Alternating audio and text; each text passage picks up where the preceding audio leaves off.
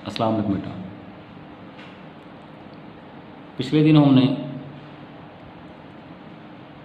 हैदर अली आतिश की गज़ल शुरू की थी। आतिश की गज़ल से पहले 4 अशार हम लोग कर चुके थे। शेर नंबर 5 हमारे पास मौजूद है। शेर नंबर 5 में शायर क्या कहना चाहता है? शायर का मौक़िफ़ क्या है? इस शेर में शायर ने वो बयान करने की कोशिश की है। दरअसल ये गज़ल एक मुसलसल गज़ल की कैफियत रखती है। आपने देखा होगा कि पूरी गज़ल में शायर ने सफ़र का, मंज़िल का, मुकाम का, हिम्मत का, जुस्तजू का, मुश्किलात और मसाइब बर्दाश्त करने का मज़मून बांधा है। कहीं वो तकदीर की बात करता है, कहीं तदबीर की बात करता है, कहीं सफ़र की बात करता है, कहीं पुराने काफ़िलों की मिसाल देता है और कहीं सफ़र के पर्दे में हमें सफ़र आखिरत से बाखबर करने की कोशिश करता है। शेर नंबर 5 आपका है। मुकाम तक भी मुकाम से मुराद मंजिल हो गई। हम अपने पहुँच ही जाएंगे, खुदा तो दोस्त है, दुश्मन हज़ार राह में है, हज़ार बेशुमार। पहली बात तो आपके जहनों में ये हो कि ये शेर पिछले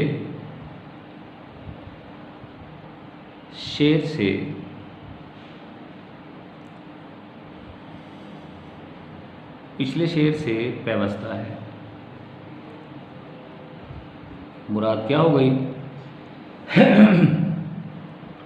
इस शेर में शायर पिछले शेर की बात को आगे बढ़ाता है। पिछला शेर हमारे पास था सफ़र शर्त मुसाफिर नवाज बु तेरे, हज़ार हा शजर सायादार राह में है। शेर का मरकज़ी ख्याल था नज़रिया तदबीर। पिछले शेर में शायर का ख्याल था कि जो लोग तदबीर इख्तियार करते हैं वो आसानी से अपनी मंजिलों को पा लेते हैं। उसने नफ़ी की उन लोगों की जो तकदीर पर भरोसा करके हाथ पर हाथ धरे सुकून से बैठे रहते हैं। उसका ख्याल था कि इंसान अगर तदबीर इख्तियार कर ले तो वो आसानी से मंजिल मकसूद तक पहुंच सकता है। इस शेर में पहले मिसरे में शायर ने नज़रियाए तदबीर बयान किया। तदबीर इख्तियार करनी चाहिए मकाम तक पहुंचने के लिए। दूसरे मिसरे में तकदीर पर भरोसा, नज़रियाए तकदीर बयान करता है। मफ़हूम देख लेते हैं पहले। अगरचे हमारे रास्ते में बेशुमार दुश्मन मौजूद हों, लेकिन अगर अल्लाह ताला की मदद हो, मुआविनत,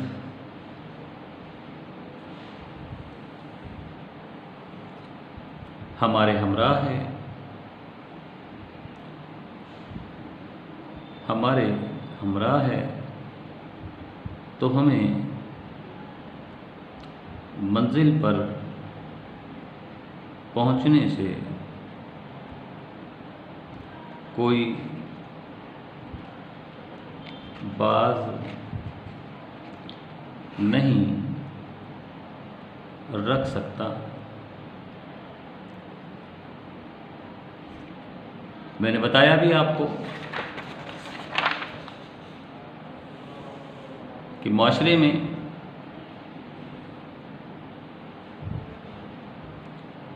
आमतौर पर दो तरह के नज़रियात पाए जाते हैं। उन नज़रियों से एक नज़रिया नज़रियाए तदबीर है। शायर का ख्याल है कि मुसाफिर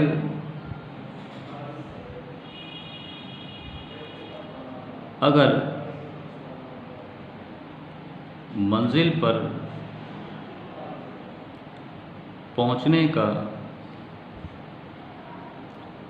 इरादा ही नहीं करेगा, मुश्किलात, मसाइल, तकालीफ नहीं झेलेगा,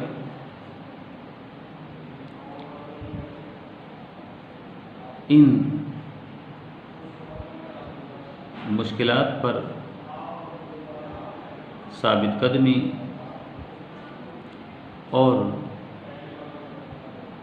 उलुल अज़मी का इरादा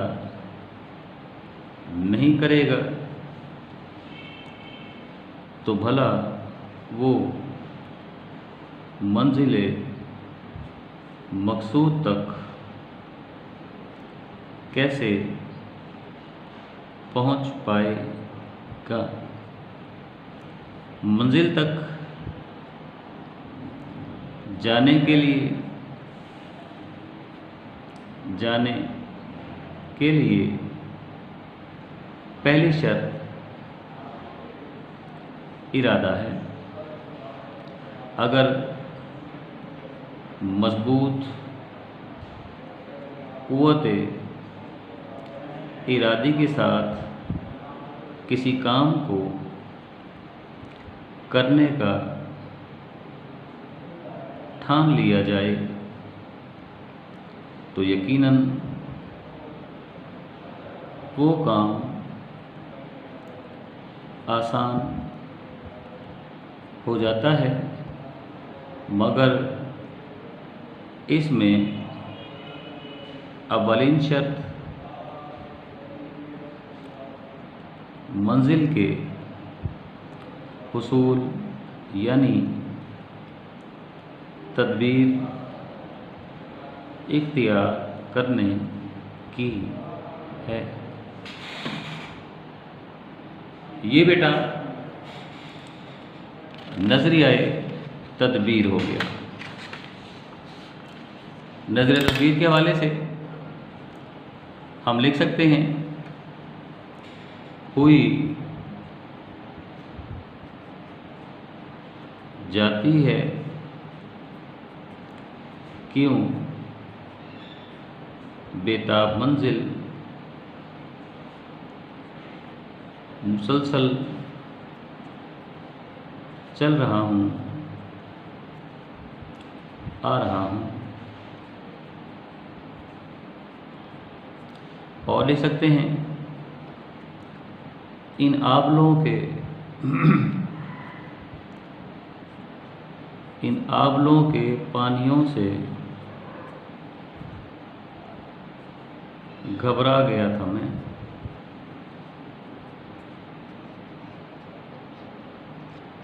जी खुश हुआ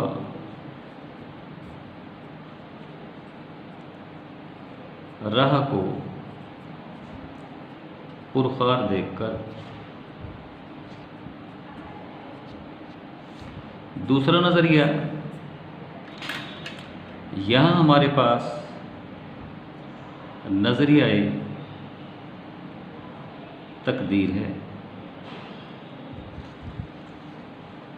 एक मुसलमान पर ये बात लाजिम है कि वो सिर्फ तदबीर इख्तियार करने को अपने लिए काफ़ी ना समझे। तदबीर एक हीला है, बाकी हमारे तमाम उमूर की कामयाबी या नाकामी अल्लाह के हाथ में है।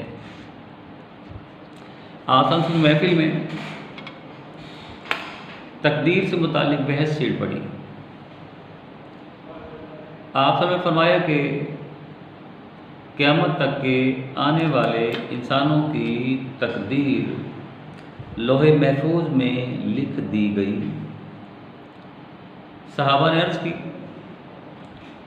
या रसूल सल्लल्लाहु अलैहि वसल्लम, फिर हम नेक काम करना तर्क कर दें, बुराई से बचना बंद कर दें।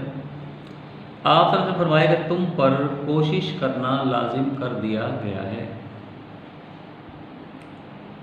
एक महफिल में हज़रत अली रज़ी अल्लाह तआला अन्हु से एक शख्स ने ये सवाल किया कि हमें बतलाइए कि तकदीर क्या है और तदबीर क्या है। आपने सामने वाले शख्स से कहा, फरमाया कि ऐसा करो कि अपनी एक टांग उठा लो। उसने अपनी एक टांग उठा ली बड़ी आसानी से। आपने फरमाया दूसरी टांग उठाओ। वो कौन उठा सकता है? वो शख्स खशमगीन हुआ, शर्मिंदा हुआ। आपने फरमाया जो टांग तुमने उठा ली ये तुम्हारी तदबीर है, और जो टांग तुम नहीं उठा सके वो तुम्हारी तकदीर है। फिर फरमाया कि इंसान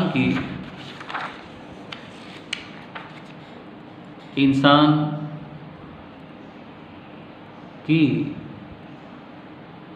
कामयाबी तदबीर और तकदीर के माबैन यानी दरमियान में रख दी गई है।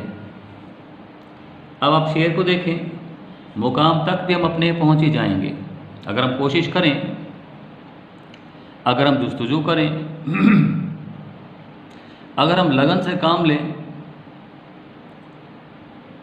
हम तदबीर इख्तियार करें, तो हम आसानी से नामुमकिन को मुमकिन में तब्दील कर सकते हैं, बशर्ते कि तकदीर भी हमारे साथ हो। खुदा तो दोस्त है, दुश्मन हज़ार राह में है। शायर बताता है, चनाचे सफ़र में रहनुमा अहबाब गैर हाजिर होते हैं, लेकिन कोई दूसरा इंसान मदद करने का मुतहम्मिल नहीं हो सकता।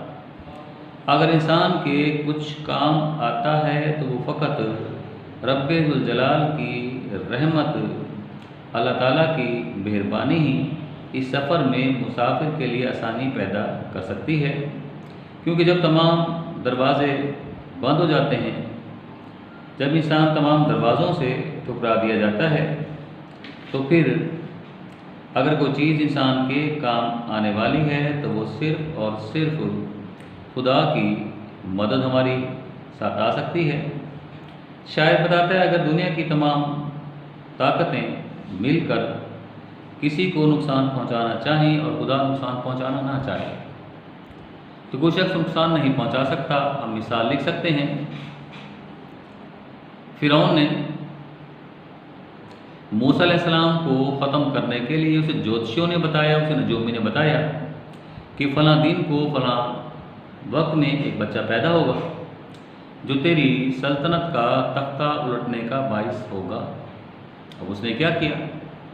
उसने उस दिन पैदा होने वाले तमाम के तमाम बच्चों को कत्ल करवा दिया और मूसा अलैहिस्सलाम की वालदा को हुक्म दिया गया कि अपने बच्चे को एक संदूकचे में बंद करें और बंद करके दरियाए नील में डाल दें। और खुदा तो दोस्त है, दुश्मन हज़ार राह में है, जिसे खुदा रखे उसे कौन चखे। दुश्मनों के इंसान को इरादे मजबूत होने चाहिए। कहना चाहता है कि मुकाम तक पहुंचने की तड़प और जस्तुजू हमारे अंदर मौजूद होनी चाहिए, लेकिन खाली तदबीर इख्तियार करना हमारे लिए काफ़ी नहीं है, बल्कि तकदीर पर भरोसा भी लाजिम है। मूसा अलैहिस्सलाम की वालदा ने तदबीर भी की और तकदीर पर भरोसा भी किया, तो दुश्मनों की दुश्मनी के बावजूद मूसा अलैहिस्सलाम फिरौन के महल में परवान चढ़े। खुदा तो दोस्त है, दुश्मन हज़ार राह में है। जब इब्राहिम अलैहिस्सलाम को ख़त्म करने के लिए नमरूद ने तदबीर इख्तियार की आग में डालने की, और मूसा अलैहिस्सलाम इब्राहिम अलैहिस्सलाम ने अल्लाह पर तवक्कुल की, खुदा तो दोस्त है, दुश्मन हज़ार राह में है। जब उन्हें आग में डाला गया तो आग गुलजार बन गई। आप फरमाते हैं कि 40 दिन अपनी ज़िंदगी के इतने खूबसूरत मैंने नहीं गुजारे जो मैंने आग में गुजारे। तो शायद हमें यहाँ बताना चाहता है कि हौसला, वलवला और इस सफ़र का जोश हमारे अंदर वो पैदा करना चाहते हैं, ताकि जमूद के हिसार को तोड़कर वो इंसान को सफ़र पर राग़िब होने की तरगीब दें। शायर का कहना है कि मुसाफिरों को जगह जगह के मसाइब, मुखालफतों और शैतानी क़ुव्वतों से खौफ खाकर हौसला नहीं हारना चाहिए कि खुदा उनका मददगार है और अल्लाह की मदद के सामने दुनिया की तमाम ताकतों का कोई हैसियत नहीं। फरमाने इलाही अज़्ज़ व जल है कि सारी दुनिया अगर मिलकर किसी को फ़ायदा पहुँचाना चाहे मगर अल्लाह उसे फ़ायदा पहुँचाना ना चाहे तो फ़ायदा नहीं, सारी दुनिया से फ़ायदा नहीं पहुँचा सकती। और अगर दुनिया की तमाम ताकतें मिलकर किसी को नुकसान पहुँचाना चाहें और अल्लाह नुकसान पहुँचाना चाहे तो उसे कोई नुकसान नहीं पहुँचा सकता। इसलिए मुसाफिर को घबराना नहीं चाहिए। जब वो सफ़र के लिए कोशिश करेगा तो अल्लाह ताला की मदद शामिल हाल होगी और वो लाज़िम पर मंज़िल मक़सूद में पहुँचने पर कामयाब हो जाएगा। अब यहाँ हमारा शेर आ सकता है, हो भरा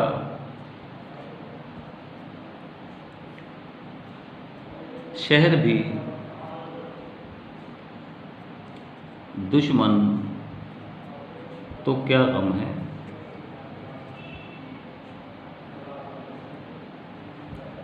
चाहिए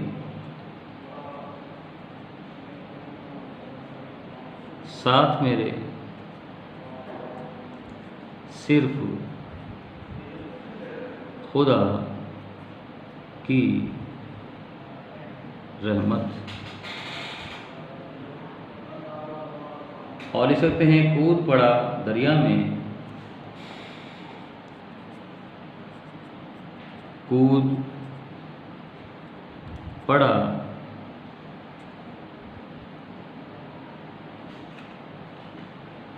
दरिया में, क्या तूफान का गम, क्या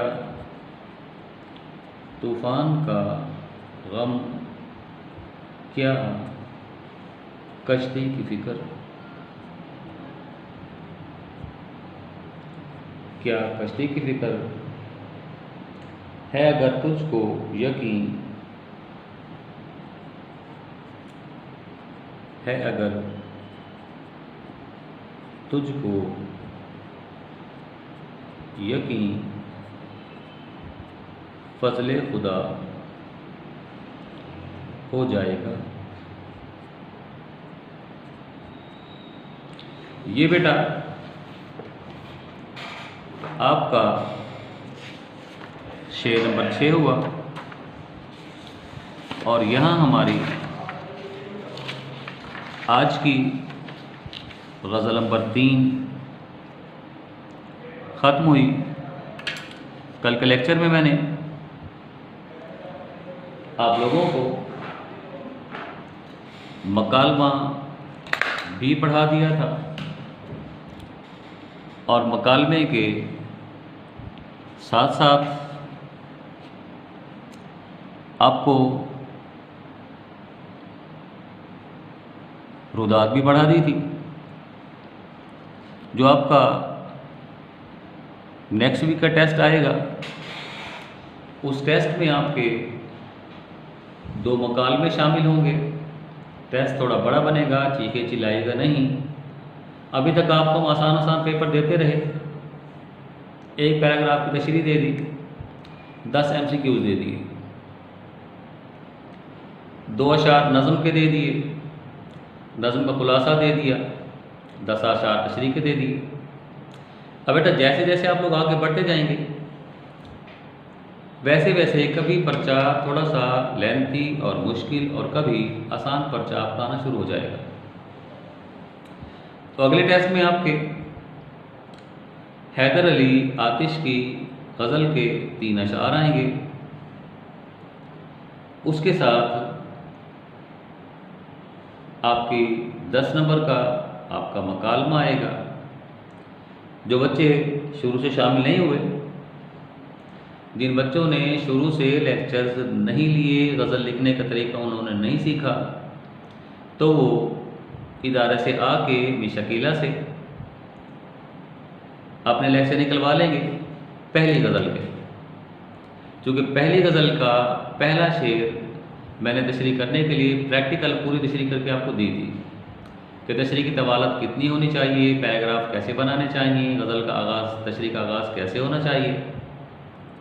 बाज़ बच्चे शुरू के लेक्चर्स नहीं लेते, फिर मुझे फ़ोन करके मुझसे पूछते हैं कि जी हमने फ़लाँ चीज़ तो पढ़ी नहीं है। तो जिसने जो चीज़ नहीं पढ़ी बेटा, हर चीज़ यहाँ तफसील और डिटेल के साथ पढ़ाई जा रही है।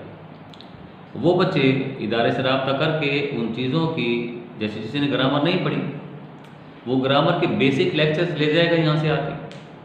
क्योंकि ग्रामर का पोर्शन आपके जहनों में रहे कि ये साल भर आपके साथ बग़ैर कहे शामिल रहेगा। हर पर्चे में अगर ग्रामर सिलेबस में गलती से लिखी हुई नहीं भी है तो फिर भी वो समझ लें कि ग्रामर का 5 नंबर का या 10 नंबर का सवाल आपका पर्चे में ज़रूर शामिल होगा। तो कोशिश ये करेंगे कि आप इदारे से आके ग्रामर के वो नोट्स जो मैंने शुरू में लिखवाए थे, वो 2, 4, 5 लेक्चर्स होंगे। एक लेक्चर इल्म बयान से मुतालिक है, एक लेक्चर आपका शेर इस्तिलाह से मुतालिक है। वो 4-5 लेक्चर होंगे। आप फ्लैश में लेक्चर ले जाएं, उससे आप ग्रामर समझ लें।